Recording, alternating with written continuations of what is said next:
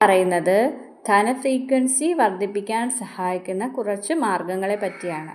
ഓരോ വഴിയും ആധികാരികമായും ആത്മീയമായും അനുഭവപരമായുള്ള രീതിയിലൂടെയാണ് അവതരിപ്പിക്കുന്നത്.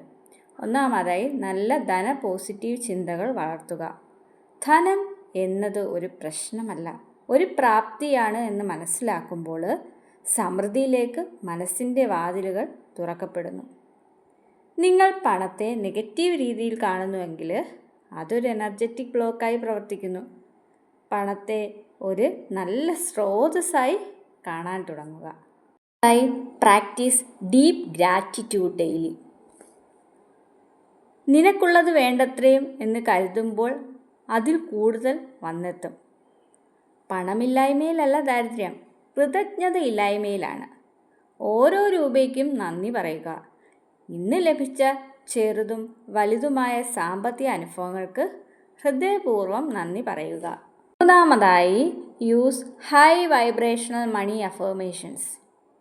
എനിക്ക് ധനം ആകർഷിക്കുന്ന വൈബ്രേഷനുണ്ട്. പണം എനിക്ക് സ്വാഭാവികമായി വരുന്നു. ഈ രീതിയിൽ 5-10 മിനിറ്റ് അഫർമേഷൻ ചെയ്താൽ നിങ്ങളുടെ ഉപബോധ മനസ്സിൽ പണത്തെക്കുറിച്ചുള്ള ബ്ലോക്സ് മാറുകയും പണം വരാനുള്ള സാഹചര്യങ്ങൾ വരികയും ചെയ്യുന്നു. നാലാമതായി, പണം അങ്ങേയറ്റം സ്നേഹത്തോടെ ചെലവഴിക്കുക. പണം വിട്ടുപോകുമ്പോഴും സന്തോഷത്തോടെ വിട നൽകുക. കാരണം അതിൻ്റെ സഹോദരങ്ങൾ പിന്നിൽ വരും. ചെലവാക്കുമ്പോൾ മനസ്സിലാവട്ടെ, നിങ്ങൾക്ക് വന്നതായിട്ടാണ് പണം പോകുന്നത്. ശാപം പോലെ ഒരിക്കലും ചെലവാക്കരുത്, അനുഗ്രഹം പോലെ ചിലവാക്കുക. അടുത്തതായി, ഫോളോ എനർജി ലിഫ്റ്റിംഗ് റിച്വൽ